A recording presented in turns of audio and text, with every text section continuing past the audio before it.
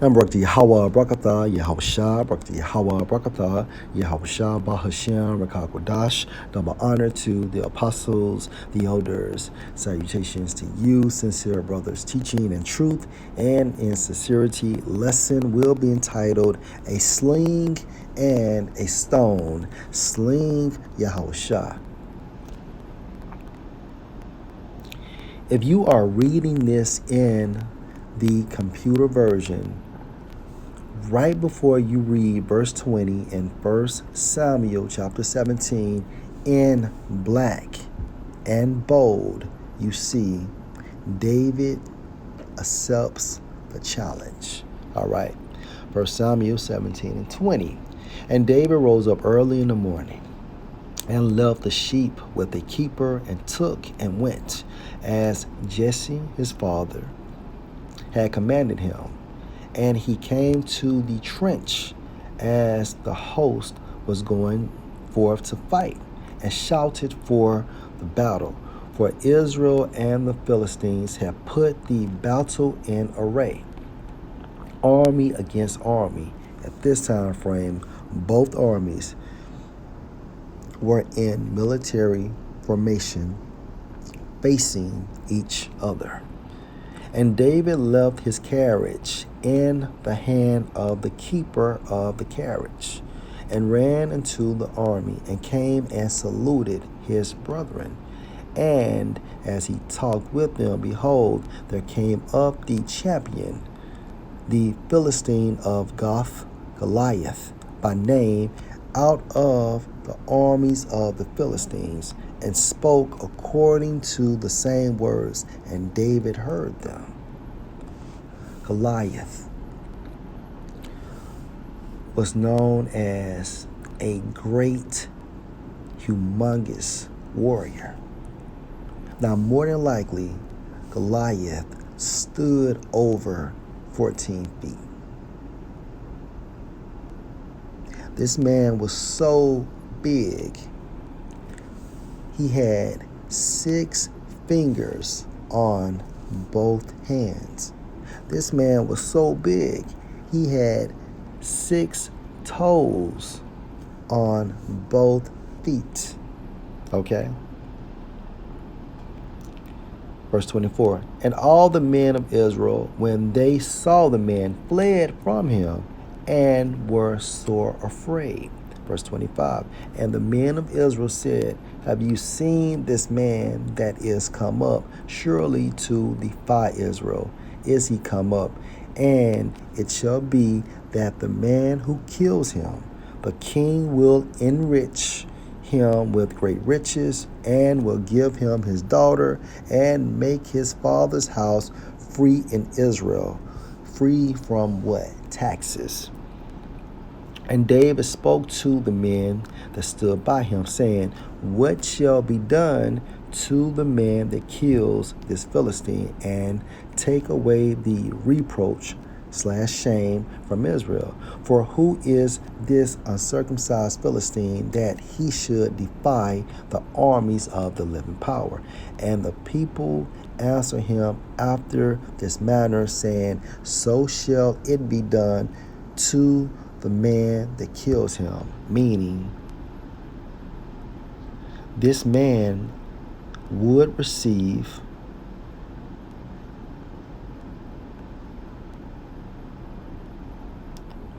what was stated in verse 25. David was attempting to get confirmation again. And Eliab, his eldest brother, heard when he spoke unto the men, and Eliab's anger was kindled against David. And he said, why came you down here? And with whom have you left those few sheep in the wilderness? I know your pride and the naughtiness of your heart, for you are come down that you might see the battle. And David said, what have I now done? Is there not a cause? And he turned from him toward another and spoke after the same manner. And the people answered him again after the former manner. Verse 31. And when the words were heard which David spoke, meaning what? David told them he accepted the challenge. They rehearsed them before Saul, and he sent for him. And David said to Saul, let no man's heart fail because of him. Your servants will go and fight with this Philistine. And Saul said to David, you are not able to go against this Philistine to fight with him, for you are but a youth, meaning young, and he is a man of war from his youth. Now, Saul was afraid too, which displayed Saul's faith in Yahawashi. David was ready to fight, which displayed David's faith in Yahawashi. And David said unto Saul, your servant kept his father's sheep, and there came a lion and a bear and took a lamb out of the flock. And I went out after him and smote him and delivered it out of his mouth. And when he arose against me, I caught him by his beard, meaning mane, and smote him and slew him. Your servant slew both the lion and the bear, and this uncircumcised Philistine shall be as one of them, seeing he has defied the armies of the living power. David said, moreover, the Lord Yahweh that delivered me out of the paw of the lion and out of the paw of the bear, he will deliver me out of the hand of this Philistine. So David is looking at Goliath as another beast. And Saul said unto David, go, and the Lord Yahweh be with you.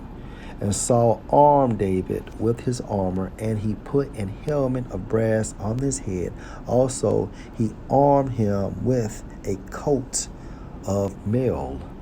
And David girded his sword on his armor, and he essayed to go, for he had not proved it, meaning practice in Saul's armor. And David said unto Saul, I cannot go with these, for I have not proved them. And David put them off him, meaning he took it off. And he took his staff in his hand and chose him 5 smooth stones out of the brook, and put them in a shepherd's bag which he had, even in a scrip. And his sling was in his hand, and he drew near to the Philistine. All David had was a sling and 5 stones. But most importantly, he was armed in faith, which made him believe and know that Yahawashi was with him. Okay? See, David had the armor of the Most High on. Okay? He had the armor of Yahawashi. Case in point. Let's go to Ephesians, the 6th chapter.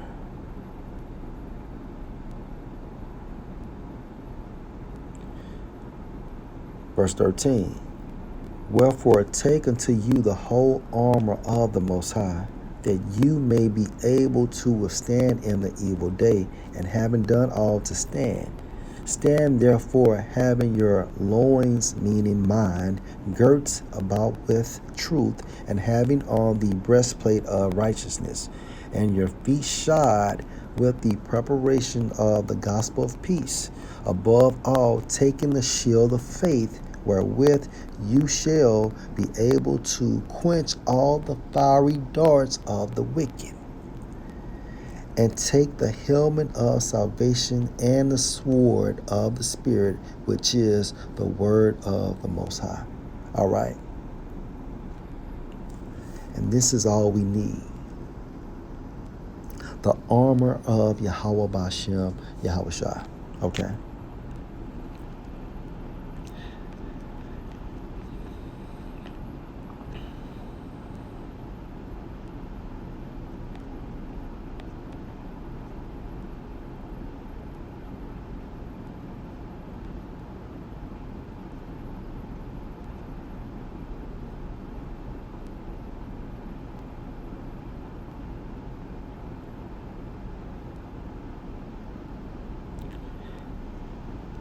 And the Philistine came on and drew near unto David, back in 1 Samuel 17 and 41. And the man that bare the shield went before him.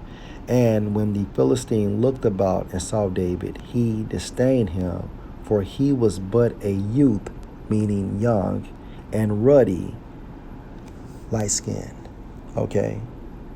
And David had the complexion of red fox. Okay. Again, David had a reddish complexion, such as red fox,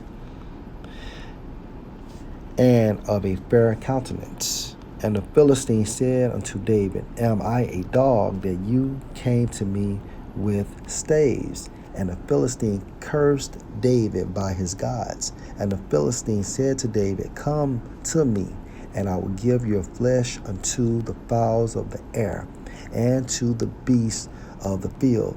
Then said David to the Philistine, You came to me with a sword, and with a spear, and with a shield, but I come to you in the name of the Lord Yahweh of hosts, the power of the armies of Israel, whom you have defied. This day will the Lord Yahweh deliver you into my hand, and I will smite you, and will take your head from you, and I will give the carcasses of the host of the Philistines this day unto the fowls of the air, and to the wild beasts of the earth, that all the earth may know that there is a power in Israel. And all this assembly shall know that the Lord Yahweh saved not with sword and spear, for the battle is the Lord Yahweh's, and he will give you into our hands, Salakia. And it came to pass, when the Philistine arose and came and drew near to meet David, that David hasted and ran toward the army to meet the Philistine. And David put his hand in his bag, and took there a stone, and slang it, and smote the Philistine in his forehead, that the stone sunk into his forehead, and he fell on his face to the earth. So David prevailed over the Philistine with a sling and with a stone, and smote the Philistine and slew him, but there was no sword in the hand of David. All right, now, if you can receive this in the spirit, this account will be used in a symbolic format regarding the time frame we are facing now. Now beginning with the apostles of Great Millstone, trickling down, will be a representation for David, hence the house of David. All right. Esau and this modern day system is a representation of Goliath. And the stone is a representation for Yahawashi. Okay? So at this time frame, we are prophesying. Okay? We are winding up that sling in our hand going clockwise. Okay? We're winding it up. Okay? And this is symbolic for us teaching. Okay, teaching the word of Yahweh Bashem, Yahawashi. All right, again. And David put, 1 Samuel 17:49, and David put his hand in his bag and took there a stone and slang it. Now that stone is a representation for Yahawashi. Let's go to, let me do it like this. Isaiah chapter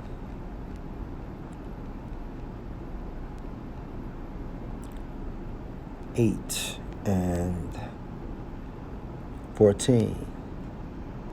And he shall be for a sanctuary, but for a stone of stumbling and for a rock of offense to both the houses of Israel. That he is referring to Yahawashi, who is also likened to a stone for a gin and for a snare to the inhabitants of Jerusalem. Let's go to Daniel chapter 2, verse 34. Now this is going into the image, okay? Going into the dream that who saw? Nebuchadnezzar, okay? And he needed Daniel to break down this vision to him. And Daniel received this information via the Holy Spirit. Now the point is, we are in this time frame of the vision. We going into the dream Nebuchadnezzar had. This is Daniel 2 and 34. You saw till that a stone, that stone is referring to Yahawashi. You saw till that a stone, referring to Yahawashi, was cut out without hands, meaning the chariots, the technology that Yahawashi is coming back in is not man-made, okay? Which smote the image on his feet that were of iron and clay, and broke them to pieces. Okay, so let's jump up to verse 33. His legs of iron, his feet part of iron and part of clay.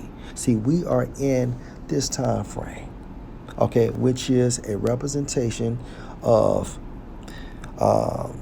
pagan Rome coming back in the form of NATO and the EU, and also you can include America too. Okay, so right now the Most High has us swinging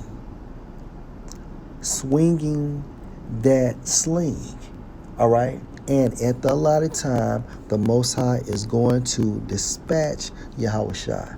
And once Yahawashi is dispatched, he is going to take down this system and the person that runs the system, going into who? The nobility of Edom. Okay?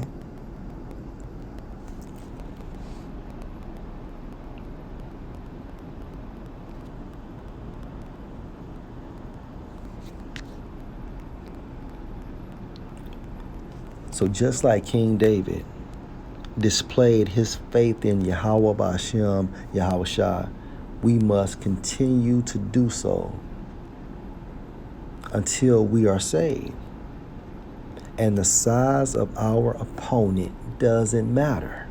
Okay? Again, we are that representation of King David, and we have the stone, which is Yahawashi. And Esau and his system is a representation of modern day Goliath.